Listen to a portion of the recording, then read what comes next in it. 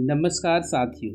आज हम बात करेंगे एक ऐसी किताब की जिसने लाखों लोगों की ज़िंदगी बदल दी है। The 7 habits of highly effective people, कामयाब लोगों के 7 सफल आदतें, जिससे लिखा है स्टीफन आर कोवे ने।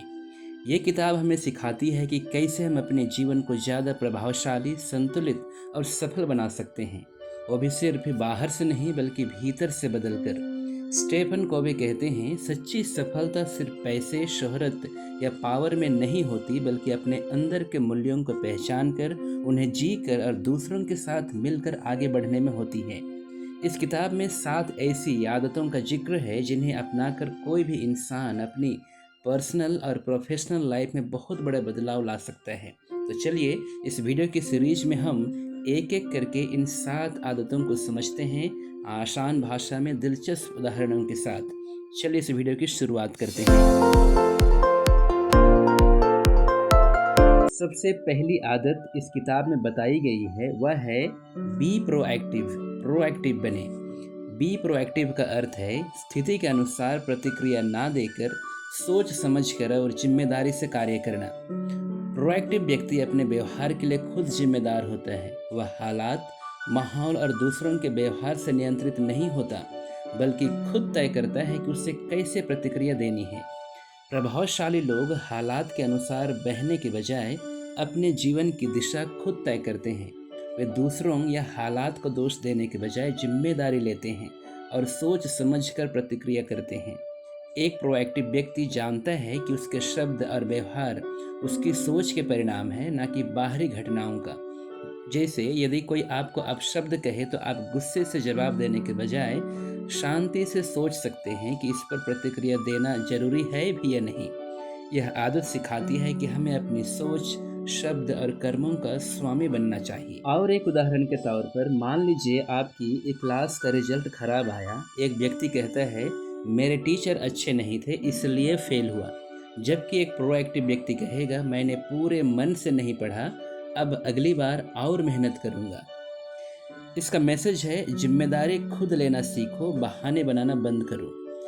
निष्कर्ष के तौर पर कह सकते हैं, बी प्रोएक्टिव आदत हमें यह सिखाती है कि हमारा भविष्य हमारे हाथ में है। हम पीड़ित नहीं हैं, हम क्रिएटर हैं।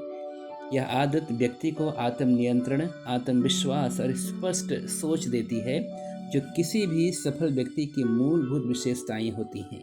प्रिय साथियों, दूसरी आदत इस किताब में बताई गई है वह है begin with the and in mind. अंत को ध्यान में रखकर शुरू करें। इसका मतलब है आप जो करना चाहते हैं उसके परिणाम या लक्ष्य को पहले से स्पष्ट कर लें, फिर उसी दिशा में काम करें। यह आदत हमें सिखाती है कि हर कार्य की शुरुआत एक स्पष्ट लक्ष्य के साथ होनी चाहिए। जब हम अपने जीवन के अंतिम उद्देश्य या लक्ष्य को समझ लेते हैं, तो हम फैसले भी उसी अनुसार लेते हैं। मान लीजिए आप एक डॉक्टर बनना चाहते हैं, तो स्कूल में आपका हर निर्णय, जैसे विषय चुनना, पढ़ाई का तरीका, समय का उपयोग, उसी लक्ष्य की दिशा में होगा। यह आदत हमें उद्देश्यपूर्ण और अर्थपूर्ण जीवन जीने की प्रेरणा देती है। उदाहरण के तौर पर अगर आप डॉक्टर बनना चाहते हैं तो सिर्फ 12वीं पास करना काफ़ी नहीं है। आपको पहले से ही सोचना होगा कि कौन सी कॉलेज, कौन सा एग्ज़ाम, कौन सी और कैसे तैयारी करनी है। इसका मैसेज स्पष्ट है कि जीवन का कोई स्पष्ट लक्ष्य बनाओ और उसी दिशा में काम करो। सारांश के तौर पर अंत को ध्यान में रखकर शुरुआत करने का मतलब है कि जीवन को बिना दिशा के नहीं बल्कि स्पष्ट उद्देश्य और योजना के साथ जीना। साथियों, तीसरी आदत है पुट फर्स्ट थिंग्स फर्स्ट। पहले चीजें पहले रखें। इसका मतलब क्या है? जो काम सबसे ज़रूरी है उन्हें पहले करना चाहिए, ना कि जो सबसे आसान या तुरंत ध्यान खींचने वाला हो। यह आदत हमें प्राथमिकताओं को समझने और समय का सही उपयोग करना सिखाती है। यह आदत हमें सिखाती है कि हमें ज़रूरी कार्यों को प्राथमिकता देनी चाहिए, ना कि केवल तत्कालिक या आसान कामों को। जीवन में कई बार हम ज़रूरी कामों को टालकर व्यर्थ की चीज़ों में उलझ जाते हैं। उदाहरण के लिए, परीक्षा पास आ रही हो लेकिन हम मोबाइल में लगे रहें। यह समय का गलत उपयोग है। यह आदत हमें आत्मनियंत्रण और अनुशासन सिखाती है, जिससे हम अपने लक्ष्य के लिए जरूरी कार्यों को प्राथमिकता दे सकें। इसका मैसेज ही है, टाइम मैनेजमेंट नहीं, प्रायोरिटी मैनेजमेंट ज़रूरी है। सारांश के तौर पर हम कह सकते हैं, हमेशा खुद से पूछें, सबसे ज़रूरी काम अभी क्या है। ज़रूरी चीज़ों को समय दीजिए, ना कि केवल उन्हीं चीज़ों को जो सामने हैं या शोर मचा रही है। यह आदत आपको डिसिप्लिन, फोकस और दीर्घकालिक सफलता की ओर ले जाती है। साथियों, चौथी आदत है थिंक विन विन। जीत जीत की सोच अपनाएं। इसका मतलब क्या है? विन विन सोच एक ऐसा नज़रिया है जिसमें हम मानते हैं कि सफलता सबके लिए है। किसी की जीत का मतलब किसी की हार नहीं होती। यह आदत कहती है, मैं भी जीतूं और सामने वाला भी जीते। साथियों, चौथी आदत है थिंक विन विन। जीत जीत की सोच अपनाएं। इसका मतलब क्या है? विन विन सोच एक ऐसा नज़रिया है जिसमें हम मानते हैं कि सफलता सबके लिए है। किसी की जीत का मतलब किसी का हार नहीं होती। यह आदत कहती है, मैं भी जीतूं और सामने वाला भी जीते। सफल और प्रभावशाली लोग प्रतिस्पर्धा के बजाय सहयोग में विश्वास रखते हैं। उनका नजरिया यह होता है कि हर सौदे, रिश्ते या समस्या का ऐसा समाधान निकले जिसमें सभी को लाभ हो। जैसे दो दोस्त एक ही किताब पढ़ना चाहते हैं तो वे आपस में समय बांट सकते हैं। सुबह एक और शाम दूसरा पढ़े। यह आदत विश्वास, सम्मान और सहयोग की भावना पैदा करती है, जिससे रिश्ते मजबूत होते हैं। इसका मैसेज है, हर समय में ऐसा हल ढूंढो जिसमें दोनों का फायदा हो, ना कि सिर्फ खुद को। इस किताब की पांचवी आदत है seek first to understand then to be understood. पहले समझें फिर समझाएं।